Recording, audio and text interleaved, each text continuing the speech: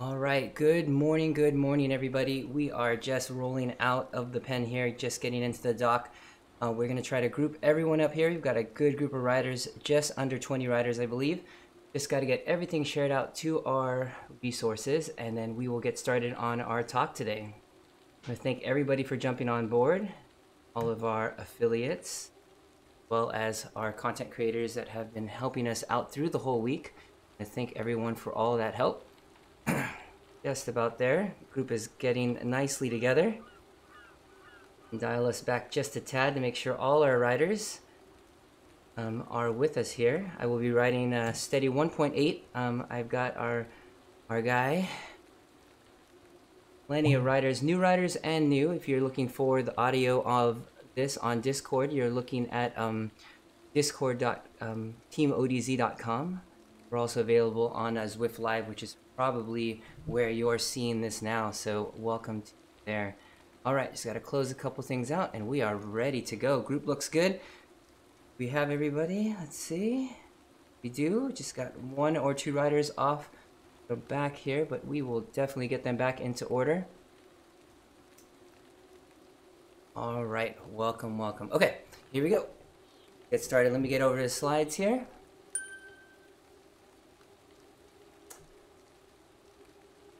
Welcome to In the Feed Zone by Team ODZ. My name is Jason Flores, aka JFlow here on Zwift. So if you get a chance to jump on, check out this platform. It is an amazing platform. If you're new to online cycling or just training indoors, it's something that has a great interest to a lot of riders here. It allows us to get work done and to be able to get training in, focus work, that sort of thing. So definitely check out the platform for our new viewers out there. So a quick medical disclaimer that the only purpose of this live stream is to educate and to inform, and it's no substitute for professional care by a doctor or other qualified professional. It's provided by the understanding that it doesn't constitute any other professional advice or services.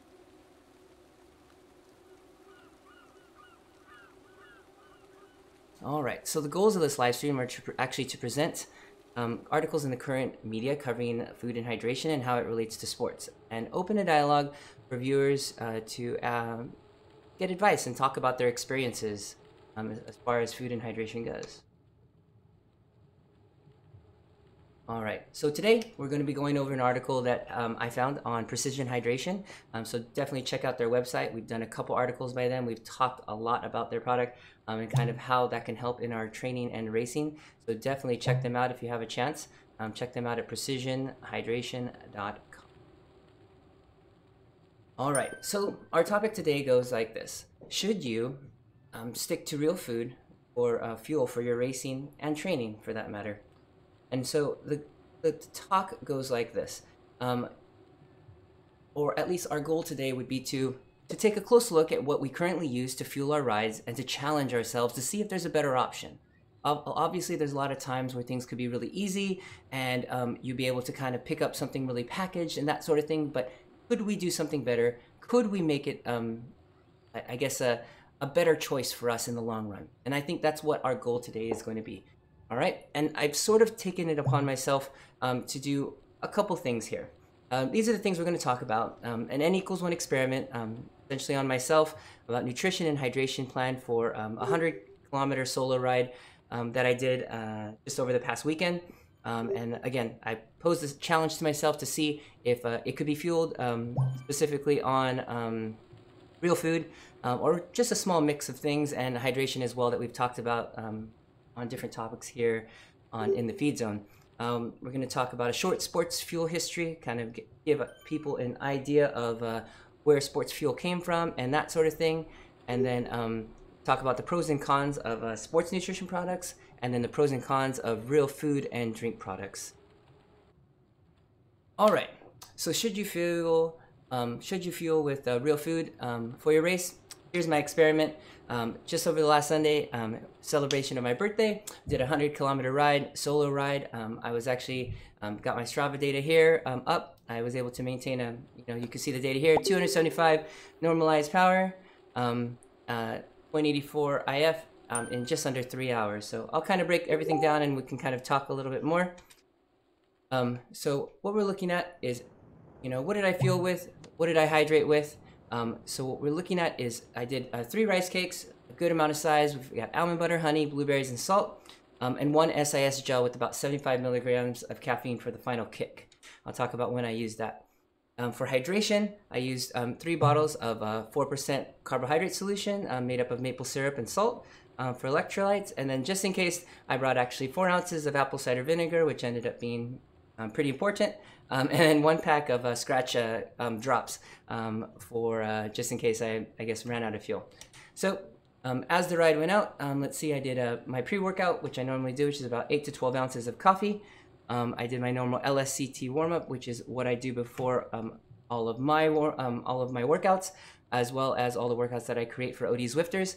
It just gives a good, nice baseline to get a feel for how you are and how you're feeling, and it gives you an idea of as far as how your legs are doing and how you're going to do that day. One kick about the pre-workout, I usually fuel it on days of either race or high intervals with 30 grams of dextrose, which is essentially equal to taking what a rider would take like a gel right before a race. It is just straight sugar. It allows me to get that initial 30 grams of dextrose in during my warm-up. Course was essentially 22 miles long on a closed course, essentially no cars. I was able to go back and forth 22 miles, essentially two and some change, almost 3 complete laps. So the goal was essentially to see if I could do this the real world, 100 kk under 3 hours. My secret goal, I had to confess, was see if I can get it around 2 hours and 45 minutes. The end time ended up being 2 hours and 56 minutes, around 275 normalized power and 0.84 IF, and 21 miles per hour average. So my targets were, pacing-wise, a lot of people have been asking, is I kind of went out at 0.80 intensity for the first 20 miles, bumped it up to 0.85 for the second, and then the last to ride by feel. So how it actually panned out was actually pretty good. Pacing-wise, I was actually able to keep the 0.80 for the first and really kind of get myself into the groove of things and not go too hard and get a feel for how hard I was going to go. I've ridden the course before, but really just a matter of getting a feel for how much power I was going to put out. Second 20 miles, I was able to put the 0.85 out intensity, but in the third, I was shooting for possibly going up to 0.9, but really couldn't really push more than around 280 watts for that amount in that last 20 miles. So as far as fueling, which is where it comes into, I've done a lot of real food in the past, and I tell a lot of my athletes to do the same. And so what I did was I was able to eat it at 45-minute intervals, just about I would say it's about an inch, say inch and a half by inch and a half square of a rice cake every 45 minutes for the first 40 miles. In the last 20 miles, I actually used the SIS gel with caffeine to kind of give that last kick. For the final bit, and see kind of how it would be at the very end of a 3-hour ride, as far as my gut and that sort of thing. So each of those were about 30 grams of carbs, plus a little bit of protein and salt. Along with that, hydration seemed to be pretty right on. About 4% kept my stomach feeling not too full. A lot of times with a higher concentration of carbohydrates, you can run into that problem where your stomach could feel awfully full, and what can happen is that you can feel bloated and your body will actually start to shut down as far as hydrating and also absorbing any fuel. So those are definitely very important things, and they worked out quite well. If you ever get that feeling kind of, I felt much lighter and not kind of like starting to bloat and where water was starting to kind of fill up in my stomach. So definitely something of interest. So overall, I think the event went well. I think it was a good example of being able to go a pretty good intensity for most of the riders that we have or that I coach or that I train. Or even here on Zwift, it's a good middle ground number that allows people to kind of get a feel for if real food could work. I guess the alternative would be at this longer interval to fuel with gels every 20 to 40 minutes. Right on. And it could definitely make for a difficult a difficult end of the ride, I would say. And we'll kind of talk about those things as we move forward here. All right, so a quick sports fuel history. You would think that the gels and the packets and the bars and all that stuff that we've had for a really long time, but in fact, Gatorade actually only came along in the early 1970s, so that's looking around 40 years or so. But before that, there were no sports drinks. People were just drinking water. And then prior to 1986, that is the introduction of power bars. And before that, there was no concentrated bar that existed as well. And before that, gels actually only debuted at the Hawaiian Ironman in a concentrated form in 1988. So you're looking at a very short time window where this sports fuel and this market has come to turn. So very short. So there's a really interesting experiment that was done by these sports scientists. It was actually in the University of Montana, and they set up a novel piece of research, which is kind of interesting that I found. Essentially, what they did was they had athletes eat a carefully selected bunch of items from a McDonald's and a Burger King menu in between workouts to recover. And they found that it was as much as effective as taking a targeted suite of sports nutrition products. You would think, oh wow, that's great! I could just eat McDonald's and Burger King between all my workouts, and I'll get what I need, right? But ultimately, what they were trying to put out, researchers were trying to make, was that it was trying to get the ratio of the amount of fluids and the digestible carbohydrates is what they were trying to get across, and essentially the proteins, fats, carbs, that balance between all of this is what really was the take home there. And so essentially it could be achieved with the cheap and widely available foods that are not marketed as sports specific products. And essentially they wanted to provide a reality check and something that we should take into heart, that counterbalance some of the overhyped marketing that we see, on every Facebook ad, on pretty much everything, as far as marketing and sports nutrition, and find out what works for us and what can be maintainable over time. Okay. So essentially we'll kind of break it down. We'll take a look at some pros and cons here. So we're looking at the pros of using sports nutrition products. We're talking our packaged gels. We're talking about our packaged drinks, bars, that sort of thing. So the pros about it go like this. They are accurately measured doses or combinations of nutrients, carbs, proteins, fats, and that sort of thing, and very consistent in composition and nutritional values. And they're easily consumed and digested with a pretty low risk of GI distress when you're working at very high intensities. So we'll kind of tie this all together after I go through all the pros and cons.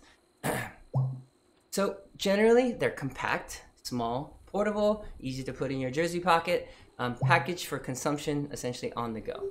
Minimal requirements for preparation. You just grab them and go, keep them in your race bag, and throw them in your jersey pocket when it's time to go. They also contain a measured dose of proven ergogenic compounds, things like caffeine, and that sort of thing can be easily put in, similar to what I use as the final gel for the final run into my 100K. So some of the cons go like this. They sometimes contain a lot of synthetic ingredients. Obviously, to get a real, let's say, 1 cup of rice of 30 to 60 carbohydrates into this gel substance, it's going to take some science to make it fit into this little gel packet and get that amount of carbohydrates in there. So it definitely some synthetic ingredients there. And they often lacked micro and phytonutrients, minerals and essential for just overall health. They can cause some GI issues if they're used too frequently or in long multi-day events, essentially using this as the main food that goes in constantly for every single fueling that you're doing. Some of the pros of using real foods and drinks is that they're fundamentally what our Our bodies are designed to eat and drink. It's what we should be drinking on a daily basis and eating. They often contain a high percentage of water, which will help you hydrate over time, because normal food, real food, does have water content. They also contain a wide range of micro and phytonutrients and vitamins and essential minerals for good health. As far as some more pros of real food and drinks is that they're often more satisfying to eat and drink, especially over longer periods of time. They also contain lots of fiber and other imports of organic matter. Some not so important on a short term, as you'll find here on the summary, but definitely over time, and can give your body a better balance of things rather than the concentrated amount of synthetic and sports nutrition. And some cons about real food, and there's always pros and cons. They're not always consistent in their composition. I may create a rice cake of inch and a half to inch and a half, an inch thick, and it may not have the same amount every single time I put it together. So it could definitely have some variation there. So it's a ballparking. So it can be difficult to understand exact nutritional values. So carbohydrates and proteins and those balances can definitely vary in each of the products that you have. Something like a simple example of, for example, a banana, different sizes and also of different ripeness, has different carbohydrate levels. Something less ripe, for example, more on the green or yellow side, actually has less carbohydrates than, for example, a more yellow to turning spotted brown banana, which actually has more carbohydrates. So something to definitely think about. Good morning, Adam. And Pete, thanks for jumping on there. Some other cons for using real foods and drinks. They're not always simple to store, so to prepare and transport and consume on the go. And they rarely contain highly concentrated doses of ergogenic compounds like the caffeine and nitrates and creatine. So simple to store and on the go. I will be showing a little bit of a video at the end, but there can be ways, and there has been ways that we've kind of made this. I was able to essentially put in the fueling that I did for the 100K was it was small sandwich bags that I prepared that rice cake in, or you could wrap them up in little foil packs. And then I'll be showing a YouTube video here at the end of what last year's Tour de France and the pros at the Tour de France were actually drinking and eating. And you'll find that it is a blend of real food and sports nutrition. So, and here it is. And so I'll be playing this, and on the Zwift Live feed it'll go through. For the guys on Discord, I wasn't able to get the audio through, so if you have it up and running, it's about 3 minutes. So I will be back, but if you can get a chance to pull up the Zwift Live on Facebook, you will get the video here. So I'll go ahead and play that now. So this is just a quick look of last year's Tour de France and kind of what sort of things that they have in their feed bags. And so I'll go ahead and put that here now.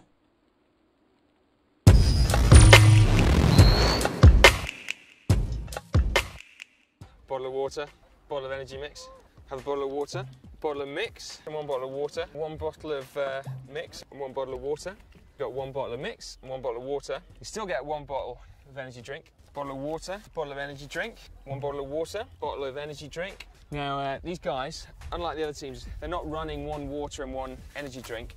They're running 2 energy drinks. Now, they tell me that their nutritionist recommends for their riders that actually 2 really weak energy drinks is much, much better than having 1 plain water and 1 energy drink. And that's obviously to keep all the minerals and so forth topped up. Small can of Coke, a cheeky little can of Coke. They've got a small can of Coke, the obligatory little can of Coke. They've got energy gel, like chew things. They've got only 2 normal gels. They've got 2 jam cakes. Now, interestingly, they've got a selection of power bars. They've got a cereal bar, they've got the natural fruit bar, the power bar, and then, this is pretty much unique so far today, they've got a protein bar. Now, Sonia tells me that this is because obviously it's quite a long stage today, and this is good, it stops the guys just chomping through too much in the way of sugar and carbohydrate. And obviously, it's a long time, a stage, a 220K stage, so it's good to get that bit of protein in as well. 3 different energy gels. A massive one, a Nutri-Gel and an Icy-Gel. They've got dried pineapple, which is good stuff. Then they've got apple cake, straight from Belgium. Then they've got 2 blocks of rice cake. Now they make these the night before and then pop them in the fridge so that they stiffen up overnight, and then they obviously keep them in the fridge until the very last moment. They're running pretty light. They've got a energy sport drink, a little concentrated thing. Then they've got a couple of energy bars, a cereal bar and a fruit-based bar. Then small little energy gel and another one there. Half a banana, a nice touch.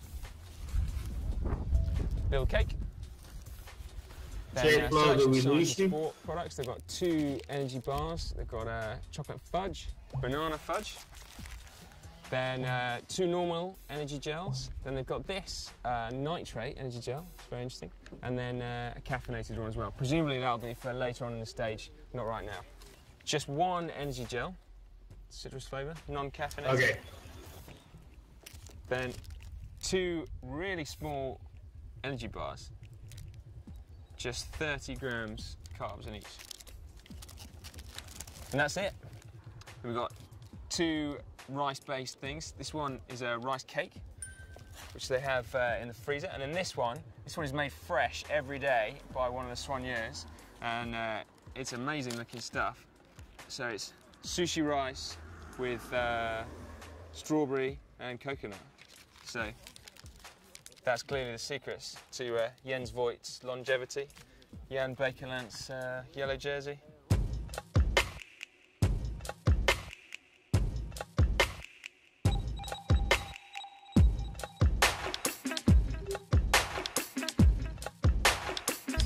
For my money, Astana have got the...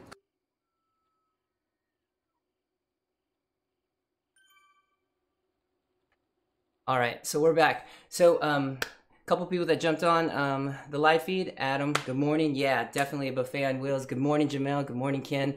Thanks for jumping on here. So I've got some take-home messages here of should you stick with real food for your race. And some of the take-home messages go like this. For shorter duration races and training, prepackaged measured amounts of nutrients for hard intervals or race simulations can definitely be in order.